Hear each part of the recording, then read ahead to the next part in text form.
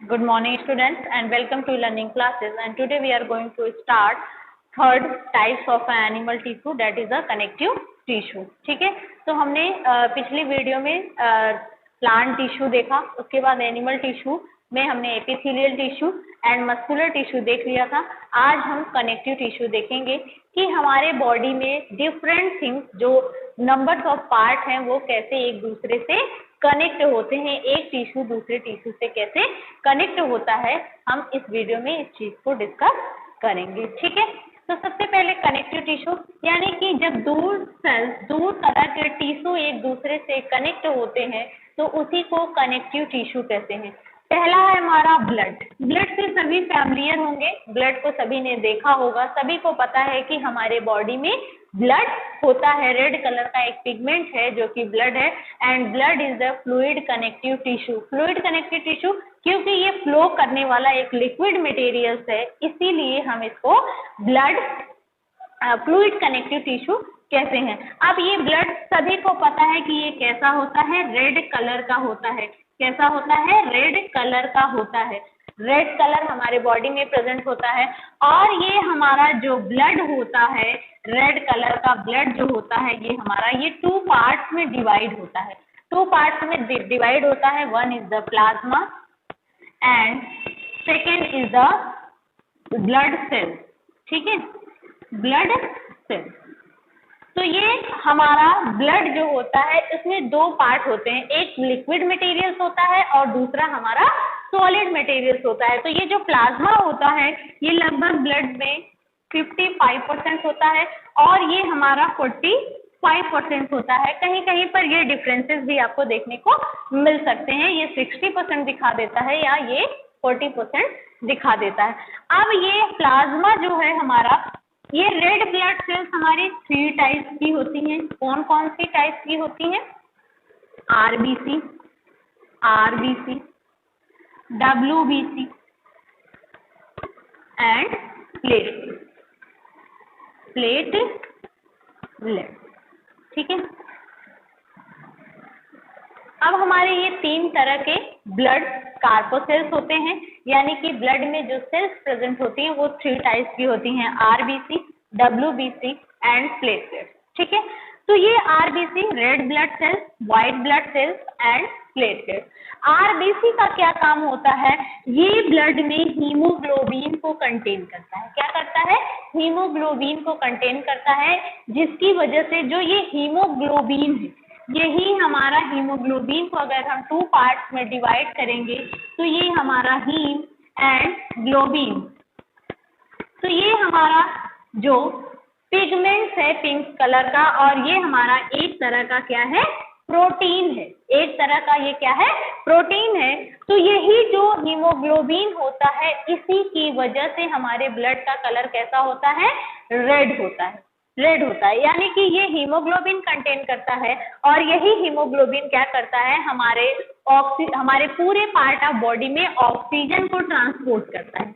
Oxygen को transport करता है, यानी कि 1 molecules of haemoglobin is considered 4 molecules of oxygen, यानी कि एक मॉलिक्यूल हीमोग्लोबिन का 4 मॉलिक्यूल ऑक्सीजन के कैरी ऑन करता है अपने एक बार में। जैसा कि आपको पता ही है कि हमारे बॉडी में हीमोग्लोबिन जो है वो ऑक्सीजन के साथ हमारे बॉडी में जब ट्रांसपोर्ट होता है तो एनर्जी माइटोकॉन्ड्रिया जो हमारे सेल्स में प्रेजेंट है उसमें से एनर्जी को पूरे पार्ट ऑफ बॉडी में ट्रांसपोर्ट करने का काम करता है। कौन? हमारा आरबीसी। आरबीसी का दूसरा भी नाम है इरिथ्रोसाइट, और इसकी जो लाइफ स्पैन होती है ये 120 डेज होती है। ये 120 डेज के बाद इसका डेड हो जाता है, ये मर जाता है। लेकिन इस सेल्स में जो इसकी सेल्स होती हैं वो इस तरह का स्ट्रक्चर होता है आरबीसी का। इसमें एक सेल ऑर्गेनेल्स आपने सेल्स के चैप्टर में पढ़ा होगा, लाइसोसोम, जिसको हम सुसाइडल बैग भी कहते हैं। जब सेल्स डैमेज होने लगती है तो ये उसको क्या करता है? ब्रश कर देता है, उसको साफ कर देता है, खत्म कर। लेकिन आरबीसी में लाइसोसोम और एब्सेंट, लाइसोसोम जो होता है वो एब्सेंट होता है, इसीलिए जो आरबीसी होती है वो कहाँ डेड होती है? स्प्लीन में। हिंदी में इसको प्लीहा बोलते हैं, तो आप स्प्लिन जानते हो, स्प्लिन में ये आरबीसी क्या होती है, आफ्टर 120 डेज के बाद ये खत्म हो जाती है, फिर से बोन मैरो में नई आरबीसी डब्ल्यूबीसी प्लेटलेट्स का फॉर्मेशन होता रहता है। प्लाज्मा तो होता ही है बॉडी में और उसमें नई नई सेल्स बनती रहती हैं। अब डब्ल्यूबीसी का क्या काम है, इसका नाम है ल्यूकोसाइट, क्योंकि इसका कोई कलर नहीं होता, ये वाइट ब्लड कार्पोसेल्स होती हैं। इसका काम होता है फाइट टू जम्प, ये जर्म से क्या करते हैं, फाइट करते हैं। जब हमारी बॉडी में कोई बाहर से जर्म्स आते हैं, एंटर करते हैं, तो ये उसको क्या करते हैं, अटैक करते हैं और मार देते हैं, एंटीबॉडीज बनाते हैं हमारी बॉडी में और उसको खत्म कर देते हैं, जिससे हम स्वस्थ रहते हैं। और प्लेटलेट्स क्या करता है, इसमें थ्रोम्बिन एक प्रोटीन पाया जाता है जो कि इसका थर्मोप्लास्ट भी इसको बोलते हैं, ठीक है, थ्रोम्बोसिस। इसके थ्रू जब कभी हमारी स्किन कट जाती है तो ये हेल्प करता है ब्लड के क्लॉटिंग में, ठीक है। तो यानी कि ये अगर नहीं होगा तो अगर हमारी स्किन कभी कट जाएगी तो जो ब्लड का फ्लो है वो बहुत देर तक होता रहेगा, रुकेगा ही नहीं, तो हमारे बॉडी से लार्ज अमाउंट में ब्लड क्या करेगा, बाहर निकल जाएगा। तो इसीलिए हमारे ब्लड में प्रेजेंट होती है प्लेटलेट, जो कि क्या करती है, हेल्प करती है जब स्किन कभी कट जाती है ब्लड क्लॉट करने में, वहां पर फाइबर्स का फॉर्मेशन कर देती है और ब्लड वहां पर क्लॉट कर जाते हैं और ज्यादा अमाउंट में ब्लड फ्लो नहीं होता हमारी बॉडी से। तो ये है हमारा पूरा ब्लड, ये हमारा येलोइश कलर का लिक्विड मटेरियल्स होता है, जो कि हमारी बॉडी में, जो हमारी बॉडी है उसमें 75% क्या होता है कि बॉडी हमारी पूरी वाटर से बनी होती है। तो ये येलोइश फाइब्रिनोजेन की वजह से इसमें प्रोथम्बिन और फाइब्रिनोजेन प्रेजेंट होते हैं। अगर फाइब्रिनोजेन जिसमें सीरम प्रेजेंट होता है, और वही सीरम क्या होता है, ट्रीटमेंट ऑफ अ डिजीज, जैसे अभी कोविड चल रहा है तो वहां पर सीरम से ट्रीटमेंट, प्लाज्मा थेरेपी चल रही थी, तो ये इसी प्लाज्मा में जो फाइब्रिनोजेन होते हैं उसी से सीरम निकालकर ये ट्रीटमेंट किया जाता है।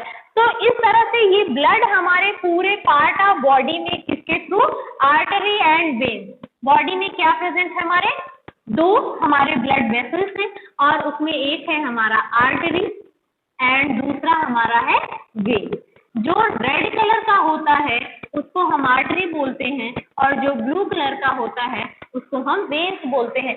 इसमें हमारा ऑक्सीजनेटेड ब्लड होता है और हमारा इसमें जो होता है वो डीऑक्सीजनेटेड ब्लड होता है, यानी कि ये हमारा प्योर ब्लड होता है और ये हमारा इम्प्योर ब्लड होता है। इसमें जो प्रेशर होता है वो सिस्टोलिक प्रेशर यानी कि 120 होता है और वेन्स में जो होता है वो हमारा कितना होता है, वेंट्रिकल्स जो होते हैं उसमें 80 होता है ये हमारा प्रेशर, ठीक है। तो ये इसके इन दोनों आर्टरी और वेन्स और कैपिलरीज होती हैं जो एक दूसरे से कनेक्ट होती हैं। तो ये पूरे पार्ट ऑफ बॉडी में क्या करते हैं, फ्लो करते हैं, जिससे कि सारी चीजें हमारी बॉडी में, हमारे हार्ट से लेकर ब्रेन से लेकर टो तक सारी चीजें ट्रांसपोर्ट होती हैं और इस तरह से ये हमारा कनेक्टिव टिश्यू का वर्क करता है। तो इसलिए blood is the connective tissue, ठीक है। उसके बाद नेक्स्ट हम देखेंगे बोन्स, कार्टिलेज, टेंडन्स, ये सब भी हमारे कनेक्टिव टिश्यू जैसे, यानी कि एक दूसरे से, एक टिश्यू को दूसरे टिश्यू से कनेक्ट करने में हेल्प करते हैं, ठीक है। अब हम देखते हैं बोन। बोन हमारा सेकंड कनेक्टिव टिश्यू है, यानी कि ब्लड एक फ्लूइड कनेक्टिव टिश्यू था, लेकिन बोन हमारा कैसा है, सॉलिड कनेक्टिव टिश्यू है। ये कैसा होता है, ये कैल्शियम और फास्फोरस का बना होता है और ये सॉलिड होता है, रिजिड होता है और ये सपोर्ट प्रोवाइड करता है, यानी कि जो हमारे मेन बॉडी ऑर्गन्स होते हैं अगर उनको ये सपोर्ट नहीं देता तो सपोज वे अगर सिर्फ और सिर्फ हमारे बॉडी में मसल्स होती, बोन्स नहीं होती, तो क्या होता, एक लोथड़ा बन जाता, गिर जाता। तो यानी कि बोन्स भी क्या करती हैं, मसल्स से कनेक्ट होती हैं, जिसकी वजह से हम मसल्स जब कनेक्ट होती हैं, अगर सिर्फ और सिर्फ बोन्स होगी तब भी कोई मूवमेंट नहीं हो पाएगा, लेकिन और सिर्फ मसल्स होगी तब भी, यानी कि बोन्स भी एक दूसरे से जुड़कर हमें एक स्ट्रक्चर प्रोवाइड करते हैं। यानी कि आज जो भी हमारी हाइट दिखती है, जो भी हमारी चौड़ाई दिखती है, वो किसकी वजह से दिखती है, बोन्स की वजह से दिखती है। जैसे हमारे बोन्स होते हैं, एक हमें स्ट्रक्चर स्केलेटल देखा ही है, स्केलेटन की वजह से हमें एक स्ट्रक्चर प्रोवाइड करते हैं। ये बोन्स है, यानी कि ये बोन्स के अंदर, यानी ये बोन्स है और ये बोन्स के अंदर ये मैट्रिक्स भरे हुए होते हैं। ये मैट्रिक्स क्या होता है कि ये कैल्शियम, जो हमारे कैल्शियम फास्फोरस है, उनसे ये प्रोटीन भी उसमें प्रेजेंट होती है और ये उनको क्या करते हैं, इसी में सेल्स भी प्रेजेंट होती है। ये जो बोन मैट्रिक्स होते हैं, इसी में जो ये बोन मैरो है, जो ये स्पेस दिखाई दे रहा है, खोखलापन दिखाई दे रहा है, इसी में हमने बताया था कि ब्लड का फॉर्मेशन भी होता है, यानी आरबीसी, डब्ल्यूबीसी और प्लेटलेट्स भी बनते हैं। तो ये बोन मैरो अंदर से पूरी भरी हुई होती है। कैसी होती है? भरी हुई होती है। जैसे हम किसी एनिमल्स का बोन मैरो देख सकते हैं, या फिर अगर म्यूजियम लाइब्रेरी में हम जाएंगे, बायो लैब में जाएंगे, तो वहां पर ये सारी चीजें हम रखी हुई होंगी अगर, तो वहां देख सकते हैं।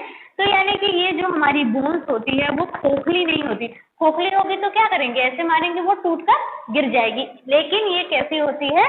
सॉलिड होती है और ये मूवमेंट प्रोवाइड करती है, एक सिंपल फ्लैक्सिबिलिटी देती है। ऐसा नहीं कि हम जितना जब चाहें जितना खींच सके, इसमें एक निश्चित अमाउंट में ही उतनी फ्लैक्सिबिलिटी होती है, इलास्टिसिटी होती है कि इतनी ही दूर ये सारी चीजें जा सकती हैं बोन्स की वजह से।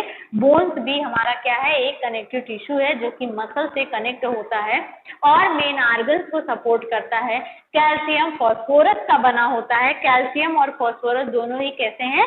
हार्ड मटेरियल्स हैं। जैसे हमारे बोन्स कैसी होती हैं? मजबूत होती हैं। कैल्शियम, जैसे कभी कभी बोन्स पेन होने लगता है, हड्डी पेन होने लगती है, तो कहा जाता है कि कैल्शियम कम हो गया है।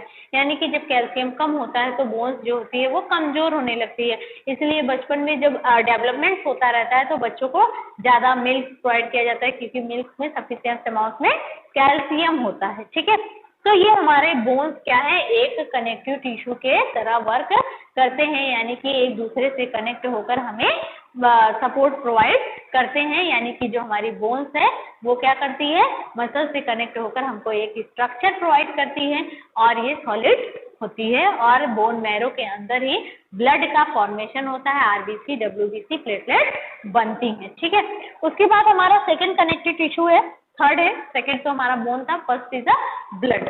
फर्स्ट क्या था हमारा? ब्लड था और सेकंड हमारा बोन है और थर्ड हमारा लिगामेंट्स है। लिगामेंट्स क्या होता है कि जब दो बोन्स एक दूसरे से मिली होती है, जैसे हमारे ये एक इधर की बोन्स और इधर की बोन्स क्या हुई है, एक दूसरे से कनेक्ट हुई है, मिली हुई है। यानी कि जैसे सपोज है ये हमारे हाथ में और यहाँ पर ये दूसरी बोन्स इस तरह से क्या कर रही है, यहाँ पर जुड़ रही है। अब ऐसा ये क्या करेंगे कि जितना मुड़ सकते हैं उतना ही मुड़ेंगे। ऐसा नहीं कि अगर हम अपने हाथ को मूवमेंट जितना, ये कहेंगे जितना लिगामेंट्स ही एक परमिट देते हैं कि तुम कितना मूवमेंट कर सकते हो, कितना इधर कितना उधर जा सकते हो। जैसे हमारा पैर पीछे की तरफ तो आसानी से मुड़ सकता है, लेकिन इसको अगर हम आगे इस तरह से मोड़ना चाहें तो क्या होगा, बोन्स हमारी ब्रेक कर जाएगी, टूट जाएगी। यानी कि जो लिगामेंट्स होते हैं they connect one bone to another bone, यानी कि ये लिगामेंट्स होते हैं एक बोन से दूसरे बोन को जोड़ते हैं और ये क्या करते हैं, it contains very little matrix. इसके पास मैट्रिक्स जो होता है, जो लिक्विड फ्लूइड होता है, मटेरियल्स होता है, वो बहुत कम होता है, बहुत ज्यादा अमाउंट में नहीं होता, कम होता है। और ये लिगामेंट्स परमिट नॉर्मल मूवमेंट, यानी कि एक नॉर्मली आप कितना मूवमेंट कर सकते हो ये प्रोवाइड करते हैं। कौन? लिगामेंट्स। तो ligaments is the connective tissue because एक बोन दूसरे बोन से किसके थ्रू जुड़ी होती है, लिगामेंट्स के थ्रू जुड़ी होती है। उसके बाद हमारा आता है टेंडन। टेंडन क्या होता है, स्केलेटल मसल्स को बोन से जोड़ता है, यानी कि जो हमारी मसल्स हैं उसको बोन से जोड़ने का काम करता है। यानी कि अगर ये टेंडन्स हमारे स्केलेटल मसल्स से ना जुड़े तो क्या हो, मसल्स का एक लोथड़ा, और अगर कंकाल्स भी तो बिना मसल्स के मूवमेंट नहीं कर सकते। क्यों? क्योंकि ये अगर सिर्फ और सिर्फ हमारे स्केलेटल ही होंगे तो क्या होगा, वो एक दूसरे में फंसते जाएंगे। आपने कंकाल्स का फिगर तो देखा ही होगा, स्केलेटल बॉडी अगर इस तरह से बुक में अदर जगह पर या म्यूजियम में रखी हुई होती है तो उसको अगर हम देखेंगे तो कैसा लगता है, लाइक अ भूत, जैसे भूत होते हैं उस तरह से। तो अगर वो मूवमेंट करेंगे, सपोज में कुछ उसमें फंस गया, यानी कि स्केलेटल मसल्स को बोन से जोड़ने का काम कौन करता है, टेंडेंस करता है।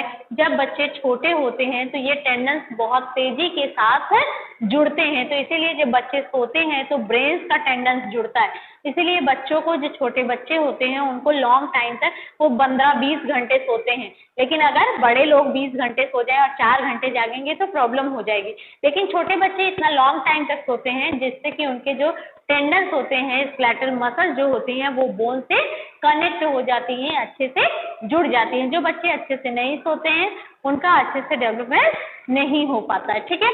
उसके बाद कार्टिलेज। कार्टिलेज एक तरह से हमारी सॉफ्ट बोन्स होती है, जैसे हमारे ईयर्स की बोन्स, नोज की बोन्स।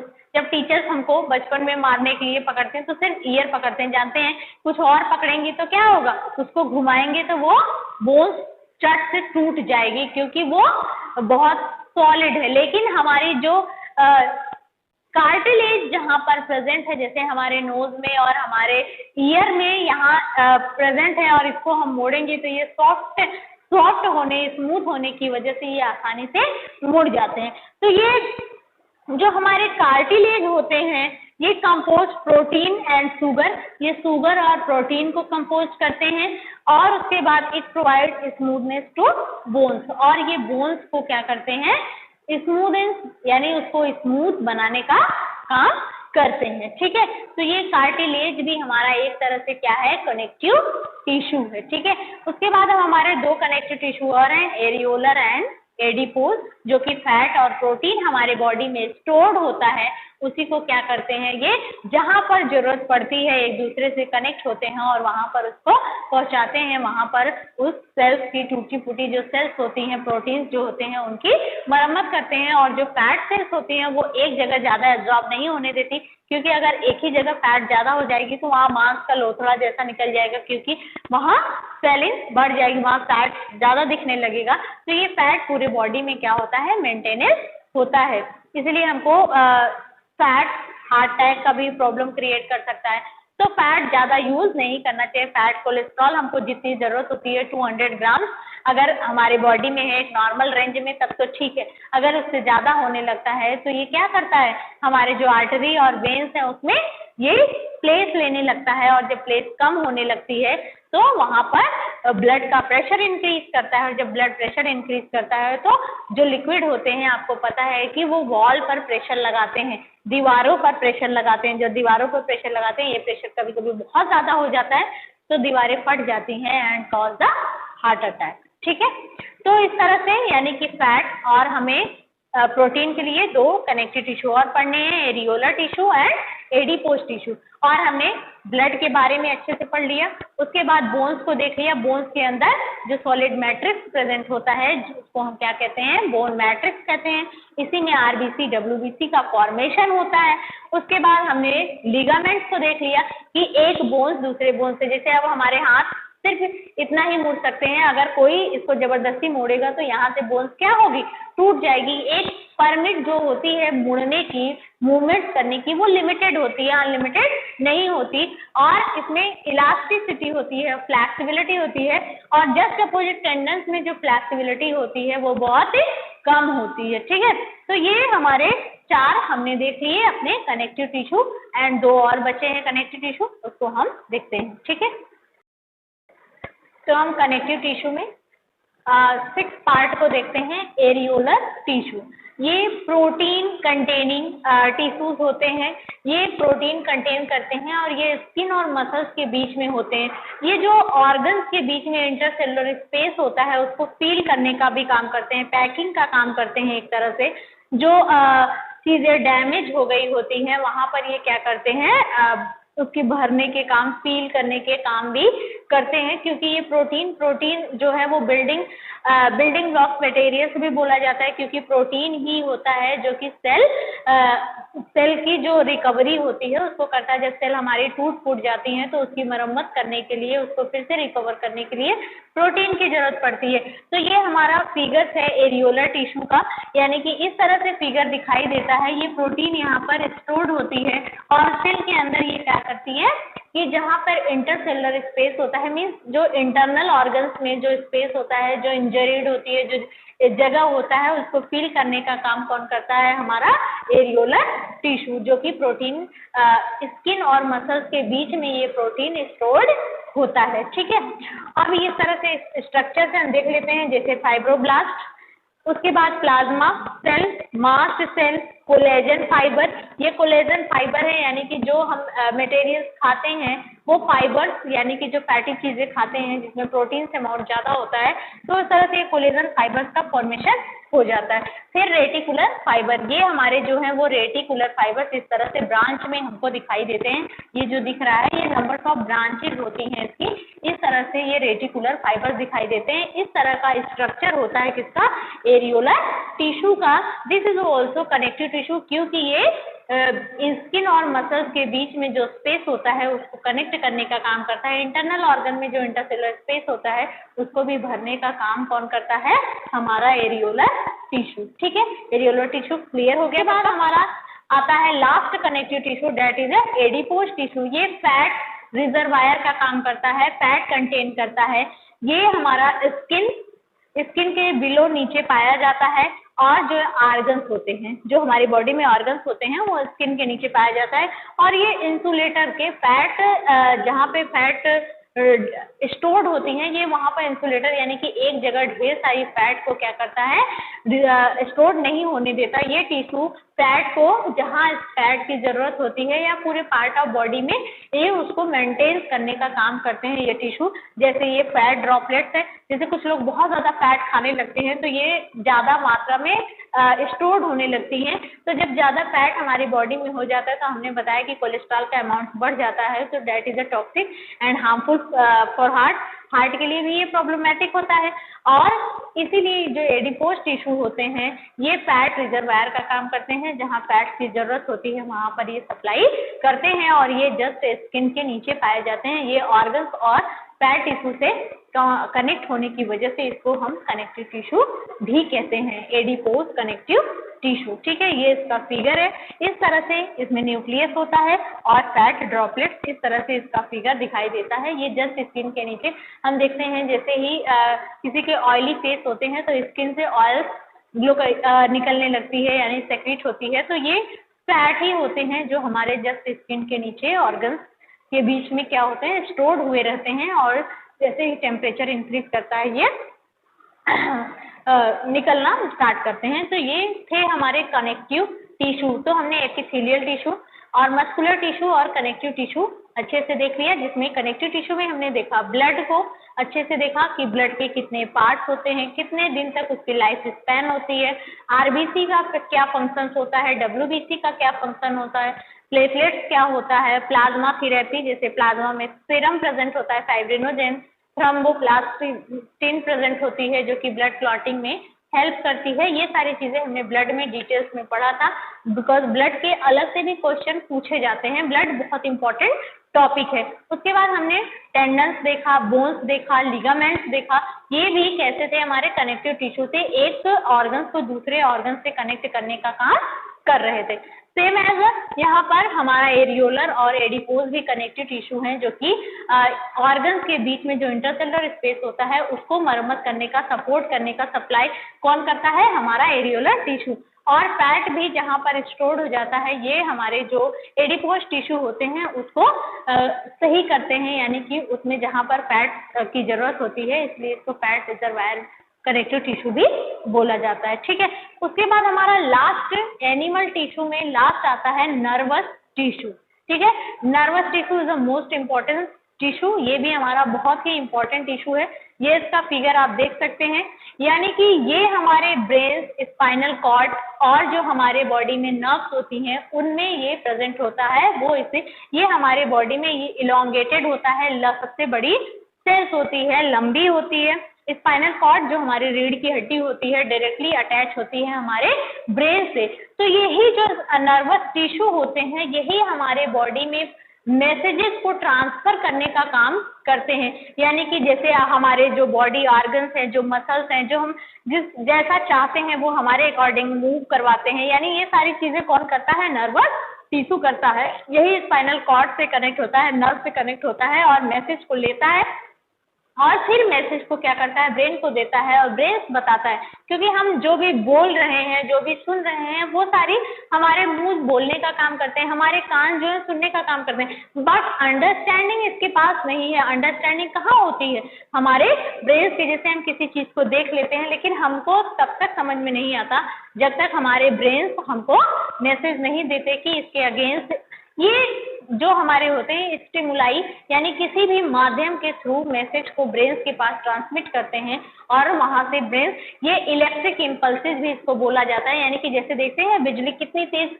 हमने स्विच ऑन किया, तुरंत फैन ऑन हो गया, तुरंत टीवी ऑन हो गई, यानी कि हमें पता ही नहीं चलता कि कितनी स्पीड में गया। तो सेम है, ये भी वर्क करते हैं। जैसे हमने कोई चीज जल रही है, उस पर जैसे ही हाथ लगाया हमने तुरंत हटा लिया, यानी कि मैसेज हमारे ब्रेन के पास पहुंचा कि हमारे हाथ जलने वाले हैं, तुरंत ब्रेन ने मैसेज दिया कि हाथ को पीछे करना है, और हमारे जो मसल्स हैं, जो बोन्स हैं, वो हाथ को पीछे खींच लेते हैं। तो ये सारा काम, ये सारी जो रिस्पॉन्सिबिलिटी है वो किसकी है, हमारे नर्वस टिश्यू की है। ये हमारे जो ब्रेन्स होते हैं वो टोटली न्यूरॉन्स के बने होते हैं, जो न्यूरॉन सेल्स होती है, यानी ब्रेन्स हमारा पूरा का पूरा न्यूरॉन, और ये स्पाइनल कॉर्ड और हमारे बॉडी में जो नर्व्स होते हैं ये पूरी बॉडी में फैले होते हैं, जैसे आर्टरी और वेन्स होती है उस तरह से ये भी प्रेजेंट होते हैं वेसल्स के चारों तरफ। ठीक है, उसके बाद इसका हम स्ट्रक्चर देख लेते हैं, ये कैसे होते हैं। जो ये इस तरह से स्ट्रक्चर दिख रहा है इसको डेंड्राइट्स बोलते हैं, और ये सेल बॉडी, ये डेंड्राइट्स क्या करते हैं कि मैसेज को रिसीव करते हैं, जो मैसेज होता है उसको रिसीव करते हैं, और ये एक्सॉन्स है जो कि मैसेज को ले जाता है, और ये हमारी नर्व एंडिंग, यहाँ पे एक केमिकल्स होता है, सिनेप्सिस एक बीच में जगह होती है, और केमिकल्स उसको ट्रांसपोर्ट करता है, दूसरे नर्व्स को देता है, और दूसरे नर्व्स उसको आगे तक पहुंचाते हैं। इस तरह से फंक्शन चलता है। तो ये सेल बॉडी, ये न्यूक्लियस होता है। सभी को पता है कि सभी सेल्स में जहां पर न्यूक्लियस की क्या है, ब्रेन ऑफ द सेल्स, यानी कि सेल्स, यानी कि ये पूरी सेल्स, पूरी नर्व सेल्स को कंट्रोल करने के लिए न्यूक्लियस होता है। उसके बाद ये पूरी सेल बॉडी है, और इस तरह से ये ब्रांच स्ट्रक्चर्स जो दिख रहे हैं ये मैसेज को रिसीव करते हैं, ये ब्रांच जो होते हैं मैसेज को रिसीव करते हैं, और फिर ये सेल जो एक्सॉन है हमारा पूरे लॉन्ग टाइम, ये लाइफ टाइम एक्सॉन जो है वो डेवलप होता है, बाकी सारी चीजें डेवलप नहीं होती, और एग्जाम्स के थ्रू ये क्या होते हैं कि मैसेज को ट्रांसमिट करते हैं और ब्रेन के पास जाता है, और ब्रेन हमको उस स्टिमुलाई के थ्रू हमको क्या मैसेज चाहिए वो हमारा ब्रेन डिसाइड करता है कि इसी के थ्रू हम मूवमेंट्स करते हैं। नंबर्स ऑफ थिंग, जितनी भी हमारी एक्टिविटी होती हैं वो इसके थ्रू ही मैसेज ब्रेन के पास पहुंचता है, चाहे वो हमारे बॉडी का कोई भी ऑर्गन हो। ठीक है, तो इस तरह से हमने एनिमल्स टिश्यू में सारा आज हमारा ये चैप्टर यहाँ पर खत्म हो गया। हमने एनिमल्स टिश्यू के चारों टाइप्स देख लिए। सबसे पहले हमने एपिथेलियल टिश्यू देखा, उसके पार्ट देखे थे। उसके बाद हमने मस्कुलर टिश्यू देखा, 3 टाइप्स के जो थे, और उसके बाद जैसे कि हमने कनेक्टिव टिश्यू आज देखा इस वीडियो में, connective tissue and nervous tissue. Nervous tissue बहुत ज्यादा ब्रॉड, बहुत बड़ा नहीं है, बस इसका मेन फंक्शन होता है मैसेज को ट्रांसमिट करना ब्रेन के पास, और ब्रेन से दोबारा वापस ले आना। न्यूरोट्रांसमीटर्स होते हैं, उसके थ्रू ये क्या करते हैं, मैसेज को फिर से ऑर्गन के पास ले आते हैं, और ऑर्गन उसके हिसाब से अपना काम करता है। ठीक है, तो यहाँ पर हमारा ये चैप्टर खत्म हो गया। ये वीडियो आप सारा देखेंगे, आई होप कि ये चैप्टर आपको अच्छे से समझ में आ जाएगा। ठीक है, थैंक यू क्लास।